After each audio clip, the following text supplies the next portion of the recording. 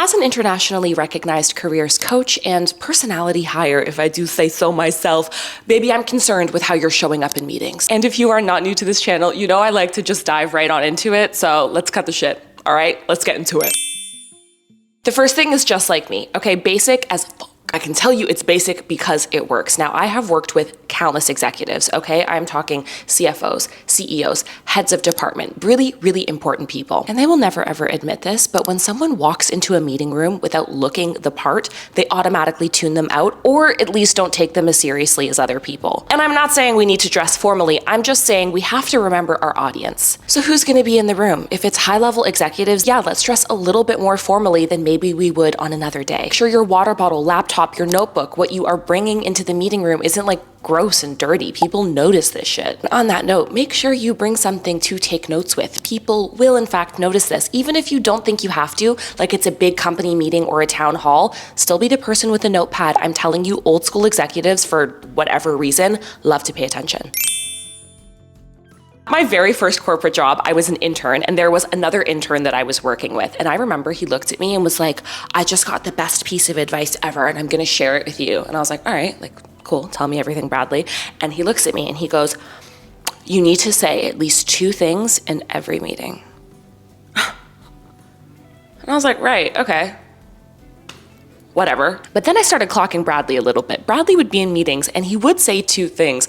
Unfortunately, both of the things he said were fucking useless. He asked a question that we all kind of already knew the answer to, and he just echoed what other people said. Him speaking twice in the meeting made Bradley look stupid. Not for nothing, Bradley did not get a return offer to come back to the team full time. I did, and here's what I did differently. There is no rule on how much or how little you should be speaking in every single meeting. Instead, you need to be looking at how much you speak on average over the course of the week. Like, if you are going several days into the work week and you are not saying anything in meetings, that's going to make it look like you are disengaged, not paying attention, even if that isn't the case. But when you tell yourself stupid shit like, I need to say 2 things in this meeting, you're forcing yourself to say things that add no value. Silence is better than you saying stupid shit. I understand. It can be terrifying to speak up in a meeting. You don't know when to say the right thing, you don't want to cut someone off, you're scared to say something stupid in public, but you need to hear this.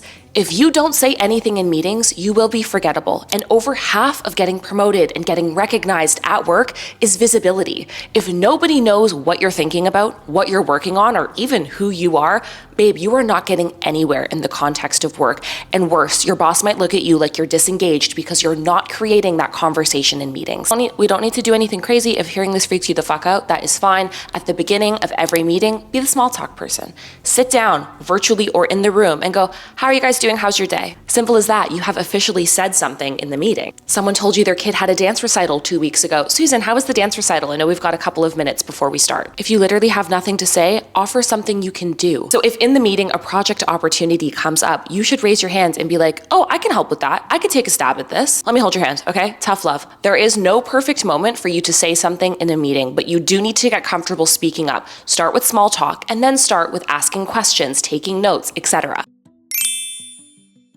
Now, the issue is people who look stupid in meetings tend to do some of this shit, okay? Do not go asking questions that you could easily find the answer to. Like, if you have not done research in advance of this meeting to understand who the customers are, what the goal is, what you are talking about, do not ask the 101 questions in the meeting. The expectation in the corporate world is that the meeting is designed to offer feedback, to create next steps. It is not usually designed for you to get 101 level knowledge of what you are talking about. Unless it is literally your first week or first month on the job, you need to be prepared to talk about what the subject of the meeting is. There is nothing more annoying, embarrassing, and hard to watch than a megaphone in a meeting. I've seen this happen so many times, and one person specifically comes to mind, but every single time someone would share a good idea or ask a question, immediately he would hop in and be like, I was just gonna say that. Then why the fuck didn't you? Someone is sharing an idea and he's sitting there nodding his head, yeah, oh.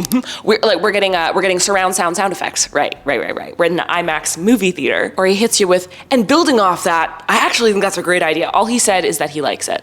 Sometimes, like once a week, being a megaphone is not a bad idea. You're celebrating other people's ideas, you're letting them know that you agree, that you're co-signing these like concepts they're coming up with, that's fine. If this becomes your shtick, like this is a thing you do where you are constantly saying, oh, I just said that, or oh, building off of that, no one is going to think you have original thought, It's kind of giving I'm reposting, not creating content. And that is not good for your career. No one wants to promote the repost guy. And take, I was just gonna say that, clean out of your vocabulary. Like, oh, she's gotta go. That's like me going to a fitness competition saying I was gonna have abs.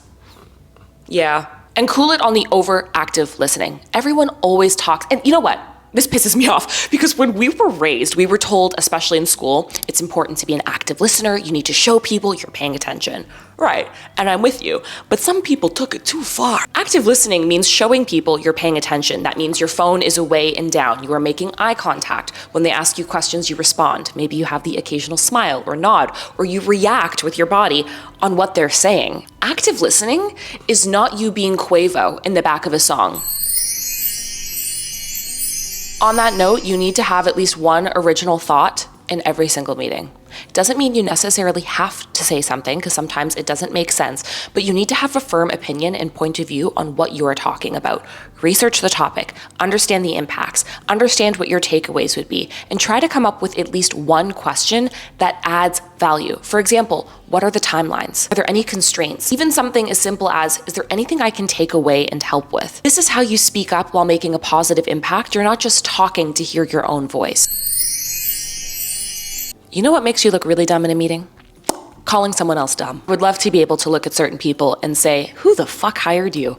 But unfortunately, we don't have that option and we need to protect our careers. More times than I can count, I have seen people listen to someone else's idea and say, why would you do that? That doesn't make sense. When you shut down other people's ideas, you're creating an environment of hostility in the workplace. Even if that idea is the dumbest thing you have ever heard, your delivery is still going to position you as the bad guy. It opens you up to things like HR cases. It makes people think you're not easy to work with. Pause for maybe 10 seconds after they say their stupid thing. And you say, okay, that's helpful. Would you mind just walking me through kind of the thought process and the thinking here? I just want to make sure I understand. By the time they are re-explaining their stupid idea, someone else in the meeting is probably going to shut it down. Or you can say, okay, I'm going to have to sit with that one. Maybe we take it offline. I don't know, team. What are your thoughts? Like, I just want to put this out there. And you open it up to everyone. So slowly people will say, I don't know, I don't know. And it becomes collaborative, not you're an idiot. A not so fun fact is that people tend to tune you out after about 2 minutes of speaking in person, especially in work settings. So if you're rambling as you're going through a presentation, not giving time to pause for people to ask questions, if you're not engaging with what you say, literally by statistic and study, people are not going to pay attention to you. But actually pay attention to how a lot of the world's biggest and most successful people speak. It's with much more simple language. They're not overly complicated with what they're saying. If you even watch my YouTube videos, I don't use like crazy big vocabulary, because when you actually know what you're talking about, you don't have to. Preach about it all the time, but you need to get comfortable practicing avoiding using filler words. Things like, get comfortable and practice just communicating without using any of those. I saw a trend actually on TikTok where people are practicing speaking without filler words for a full minute straight, and they're recording it and posting it every single day. That's like one of many amazing ways you can do this. I personally practiced the most when I started recording my podcast 6 years ago, because it was getting really annoying to cut out, and it was annoying to hear. And then I became very aware of it, and slowly it just became something I was more comfortable having little pauses with instead of filler words. Now, it doesn't mean I'm perfect, but even back there, I was fighting the urge to say and instead I just sat in 2 seconds of silence. And 2 seconds of silence in a sentence gets you further than a I literally love making videos for you guys, because I love seeing your comments about how much this content has helped you get paid, getting DMs about like, oh my God, I got a job, I got a promotion, I got this, I got that. It makes me so happy. So thank you for being here. If you have questions, topics you want me to cover, things that are on your mind,